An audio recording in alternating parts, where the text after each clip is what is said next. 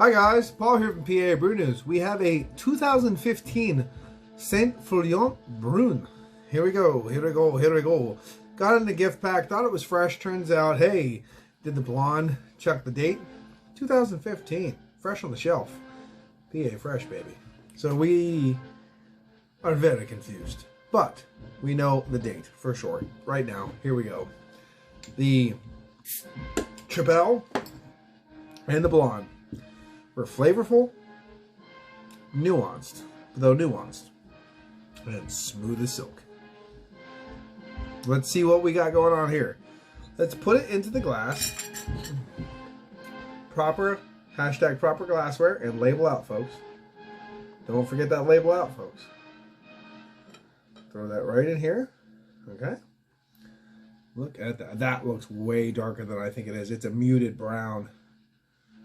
It's pretty damn dark though, but it's a muted brown. It is not black. It almost looks like I poured a stout in right now. So it is a muted brown, caramel ruby hues. You can see through the pinnacle of the glass. You can see through the sides of the glass. Wherever I move, that bright light in the background kind of moves with it, gives it that nice ruby hue. So it is definitely not black. It looks on the channel though, on the camera. Another 2015, as I said. Coming in at 8.5 alcohol by the volume, the same ABV as the Tripel as well. So, of course, they are from Belgium, Fuellien, and I'm a big fan of these guys. I've only had, so far, I've only had the Tripel, the 2015 small bottle, 3 of the big bombers from 2017, the Tripel, and the blonde. And I'm kind of just enamored by these guys. Now, why there was such a difference between the bombers 2017 and the small pony bottle kind of the 2015, such a difference, a dynamic difference, because I had 3 bottles of that 2017. I got the same characters that were not in the 2017, or the 15 rather. Why? You're gonna have to harken it up to terroir and age. Unfortunately, both were lovely. But those bombers from 2017 had that kind of depth and diabolism, but no, just that depth of character that I really enjoyed. That the 15 kind of lacked, but it was smooth as silk at the same time. So now that this has died down a little bit, we have a ring, a nice soft kind of fog over. It reminds me almost of like a deep fog over a swamp. Kind of a head to it, really ethereal head. Alcohol legs sticking from that 8.5 alcohol by volume. Let us get an aroma. Cheers. Oh, it's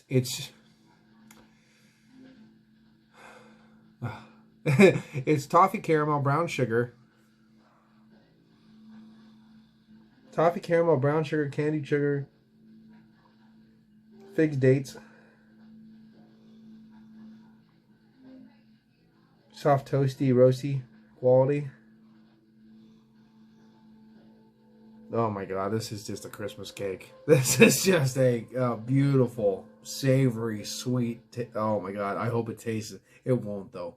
It will never taste as robustly savory as it smells. But at the same time, I guess if it tasted as sickeningly like savory sweet as it smells, it probably wouldn't be as enjoyable. But let's get into this because it is smelling fantastic. Here we go. Cheers.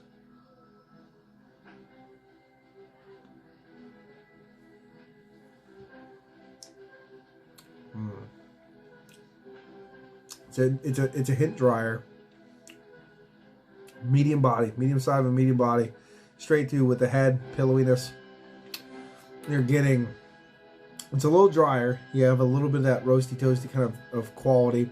You have a little bit of earthiness as well, backing that up underneath the palate, minerality.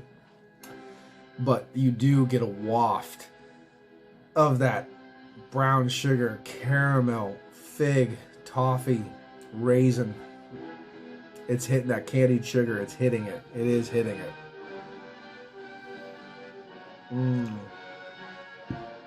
Breathing it in at the same time, is utterly fantastic. Holy shit. New favorite. This is probably the best brown I've ever had.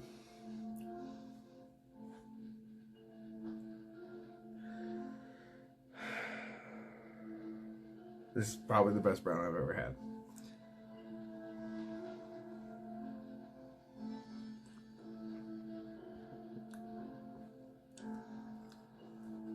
The Brune, this 2015 Brune is fucking stupid. No hint of the 8.5 at all. This is stupid. This is really stupid. Oh, if only this could have been at 750. If only.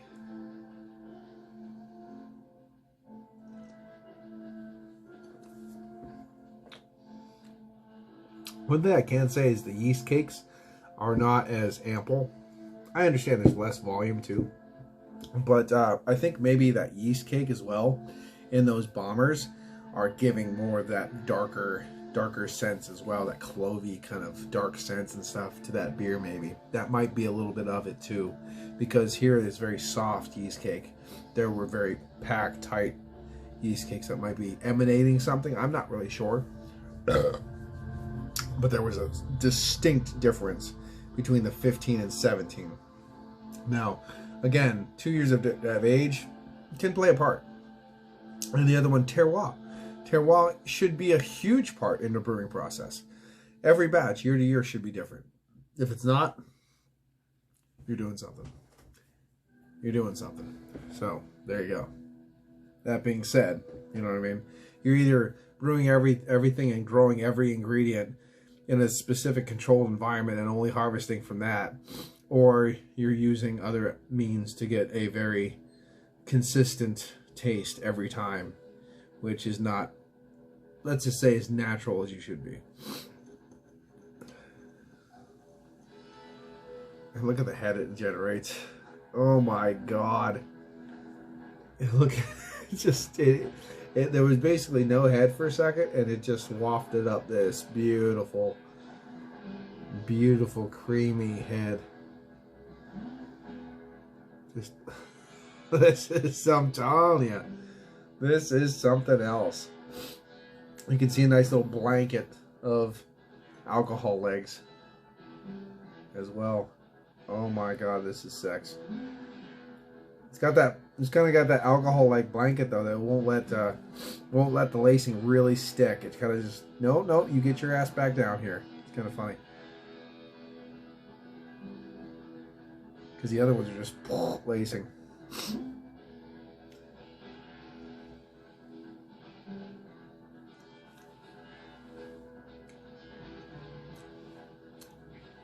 It's got this kind of caramel in the nose, just a little bit.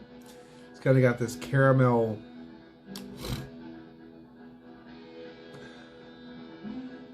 almost like a either maple syrup or caramel drizzled brownie-esque nose to it, but very subtle. But it's there, and you're like, oh, you're breathing it in, and it's, oh fuck. It's damn near imperial stout. The pastry stout quality nose mixing in with what you're actually tasting. I've smelled way worse imperial based pastry stouts and stuff, that have way worse nose than this. This is fantastic.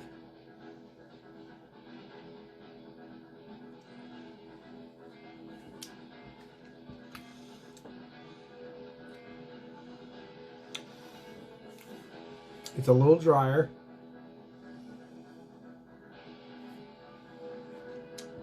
It was just right there. It was marshmallow. Oh my god. It was a hint of a vanilla marshmallow that just wafted through the palate. And whew, I don't know where it came from, but I'm happy it showed up.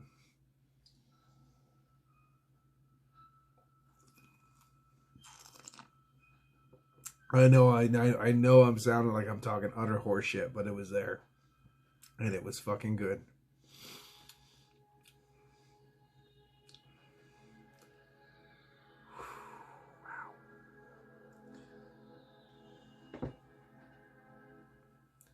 I was going to stay up and watch a movie and stuff like that, but it's probably about 9 o'clock, and I put the kids to bed at 8:30, 9 o'clock, generally every night, school nights.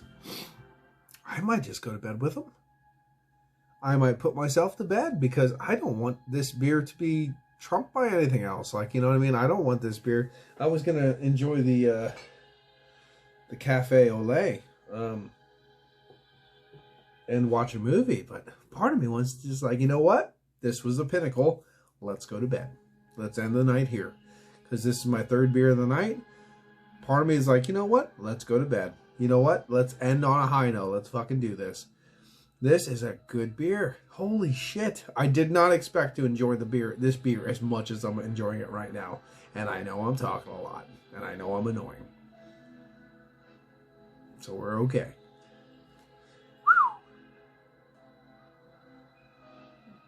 Man.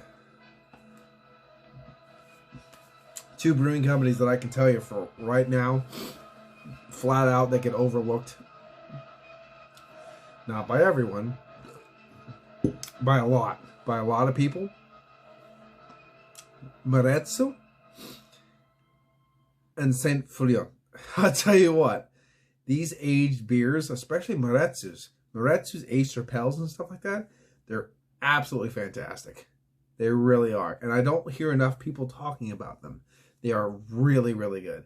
And this is just absolutely fucking nuts. This probably wouldn't be slightly as nuts as it is right now, fresh. And I understand that. But for right now, this beer is fucking fantastic. This beer is stupid.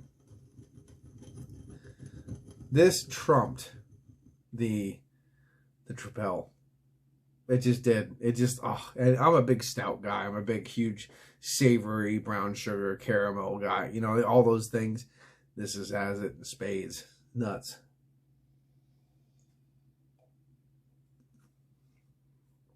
The only sad thing, as I go down, drink it, down, it's causing less surface area to get the aromas to the palate. So that huge, insane character that I was talking about is getting less and less and less and less as you drink it. So now you're just getting the beer itself in your palate more so than the nose. And it is taking away from that insane asylum that it did have. Which, you know, is nice because it actually grounds you. It actually says, okay, this is what the beer is. This is what we're judging. There we go. So it's okay.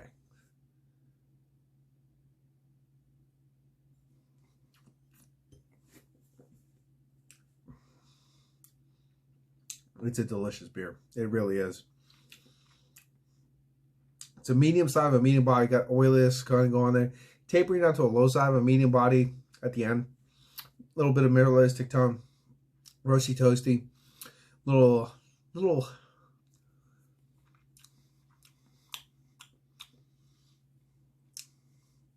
extra charred toffee tonality. Kind of earthiness kind of wafting through the palate. You do get a nice little bit of that kind of raisin fig tonality as well. Brown sugar wafting through. As I said, the aroma, mixing in with that aroma as you're breathing this thing in, as you're drinking it, it just made a stupid improvement to the whole beer, the whole drinking experience. And then that one time, I was breaking in with the aroma. Was I drinking? It was almost giving me a waft of something that reminded me of a marshmallow. And boy, did I have a good time doing that. I'm excited about this beer. This beer was really, really enjoyable to drink. The last 2 sips, though, the last 2 gulps or whatever you want to call them, it had more of that just, okay, here's the beer without the aroma to accent it. Here it is. It's a good beer. It is a good beer. It's a really great example of a Brune. It's probably one of the best I've ever had. I'm not going to escalate it all the way up to a 10. I'm going to give it a 9.5. I'm going to give that a 9.5. I think right now, for pretty much, there you go, Saint Fuellien has probably my highest rated. I think so. The burp was just, wow, that was fucking fantastic. my highest rated Tripel and my highest rated Brune. And I'd like to see that put to the test, because Vestmal was my highest rated Tripel. So I would like, and I think, yeah, and Vestmal for me got higher than St. Bernardus Tripel when I did it a long time ago. So I would like to, again, see these things head to head, really come to grips with what I'm drinking, why I'm drinking it, what I think, and why I think things. So I think a little head to head will be an excellent test of the Tripels. And of course, I'll get Michael in here too. We'll just do a little side by side. We'll see what's going on. Or of course, if we're traveling around, see anybody else. Next year, James from Rampant Lion Beer Review will be here. So we'll be having Scottish fun here. There will be lots of meat cooking and axe throwing. So everyone will have fun with that. And James might actually come out alive. You never know. But definitely planning on doing some side-by-side reviews with him. And like, for instance, the Tripel, if it does take me a little bit of time to kind of assimilate these, assemble these Tripels, maybe Michael and James and I will be available to do at that. But I'm really looking forward to it, because I am just, I'll tell you what, getting back into these traditional styles is really reinvigorating my love for craft beer. You know what I mean? Like, not craft beer, traditional beer, revitalizing my hunger for knowledge about places, why, who, where, how. And that in turn fuels your desire to come back to craft beer and then explore that as well, because everything starts traditional. I mean, I don't really care who you talk to, and I know I'm babbling, I know I'm talking too much. I don't really care who you're talking to as far as reviewers go, or beer lovers go, or connoisseurs go, or whatever you want to call them. Is, where'd you start? We started traditional. Everybody started in the, like, very few people under the age of 35 or 30 or whatever started. Very few people under the over the age of 30, I'll say, started in craft beer. Like, no, we started craft beer and that's where we started. No, most people over the age of 30 started with traditional beer, whether it was just out with your friends at the pub in England, like Craig and stuff, they, getting the lagers, getting the whatever macro easy drinking stuff. And then you go, oh, well, maybe we'll try this, maybe some traditional real ale, you know what I mean? And then here, same thing, we're out there, there's people drinking Budweiser and Coors and Yingling and crap like that. Then you're like, oh, let me give me some Chimay, Orval. You know what I mean? I know Lee is a huge Orval fan. You know what I mean? We all started to really appreciate beer when we hit those traditional, well-made styles. And then it just started fucking snowballing from there. So getting back into these traditional styles, which is horribly overlooked in America, for example. I'm going to give you a good example of the whole craft beer versus macro beer movement. The macro sales are doing better than ever. The craft beer sales are doing better than ever. The one thing that I can see hurting the most, and this has been over a span of about 5-6 years, especially in my area. Your area could be different. But in my area, the thing that has hurt the most, it has been the imported traditional European beer. It has virtually been erased from shelves in this area. It should be always a staple. I would get rid of macro beer, most macro beer in a heartbeat, but that's what people want here. You know what I mean? And now that I come back to this, and I'm starting to pull old vintages from shelves that have dust on them this fucking big, you know, because nothing's new is coming into the area. I drink this and I go, oh my God, I wish I could just get rid of the craft beer if I had to. If I had to, get rid of your fucking sours and all this bullshit and all that. Bring in all this fuck. I mean, if you like sours, you like sours. But yeah, this whole, I mean, there's a lot of, I don't know. There's a lot of craft beer I don't like. You know, your Creek IPAs and shit like your Brutes. And I'm like, you know, fuck off this. Give me some, I mean, if I could sacrifice that, even New England IPAs, honestly, if I can sacrifice hazy doubles for traditional beer, like real good traditional beer to get brought back into the area in a massive amount, I would. Because, you know, I'm a home brewer. You know, if I wanted to brew a big hazy double IPA, I just brew it myself. You know what I mean? I cannot brew these traditional, time-torn, worn, lovely, history-laden beers myself. Not to the quality these guys can. So, yeah, at the end of the day, I would definitely pick traditional if I had to. And I might be the only one in the room that would say that, but yeah, I'm really happy. I'm not gonna like all of them. I know that, but things like this are really opening my eyes and really, like I said, revitalizing my yearn to go out, try things, find things. I found that Valdu. Where is it? The Valdu? I think this is it. Found this one. I've never heard of this brewing company before. I just heard about it when I was up in the mountains.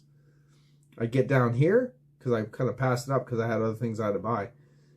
Get down here, went back to Danville. Boom, picked it up. It was right there. Holy shit. Let's see where this one's from. And this is the Freshie 22. So this is a fresh bottle from them. And they have been around. Maybe it'll tell me. Won't tell me. And they're from Belgium. Valdu. So, let's see. Trying to think. I'm not trying to think, trying to see. It's just Brasserie Lable. I'm sorry, I can't do Belgium. I can't even do English. I'm a fucking redneck. Valdu to Abel, Belgium. So never heard of them. Want to get actually? Yeah, one of the commenters did throw down the whole another brasserie. I should check out. It's like an A word. It's fucking huge. Like I can't even do it. But he loves it. I'm gonna check it out. I'm gonna see if I can find it because fuck yeah. They had a 6-pack of the. I can't talk. They had a 6-pack of the Saint Bernardus because they had the Waton Tripel. However, I can find a mix pack. It's old as shit too, and a mix pack of the Waton up in the mountains. So I'm gonna go up there, pick that up, get the triple out. The triple has to be in it. Get the Tripel out of it, throw that in the fucking mix. I'm gonna see if I can get another. If I have to even buy another this, I'll sell the glass to my buddy Michael. You know, like, hey, you know, can they give me $10 for the glass or whatever? We can drink the beers together. You know, share the beers or whatever. See if he can help me with the price. I want to get that Tripel, throw that in the mix too. I don't know, just kind of give it like a big collective of Tripels, even aged. It doesn't matter. It doesn't matter what age. It doesn't matter this, fresh, age, blah, blah, blah. And just go to town and just do a huge collective of Tripels and see really where we stand on the matter. I will get back to this beer really quick. I'm sorry I did ramble on for quite a while. I got excited. Got excited, and I started pontificating about, you know, craft beer, traditional beer, my love for this, my revitalization into the whole style. I was getting kind of worn out for a while there. I was almost doing it almost as necessity. Well, I have to do this. I have to do that. I mean, you know, everyone does it. Everyone is a beer reviewer. Gets to that point where they go, oh, I guess I'll review this. You know, that kind of thing. Sorry, it does. It happens to all of us. Even the new guys, it'll happen to you too. But this is fucking good. 9.5. 9.5. 9.5. All day long, 9.5. Best Brune I ever fucking had. And 5 years of age, someone was caring enough to age this fucking for me for 5 years, because a lot of guys, Dean, I'm looking at you, Dean, if you even fucking make it this far, do not have the patience to age a beer, let alone 5 fucking years. So thank you for doing that for me, wherever the fuck, whoever you are. So there we go. And 9.5, there's a little bit left. Cheers to you. I'll see you later. Having a great time. Cheers. Good night. Bye-bye. Watch that figure.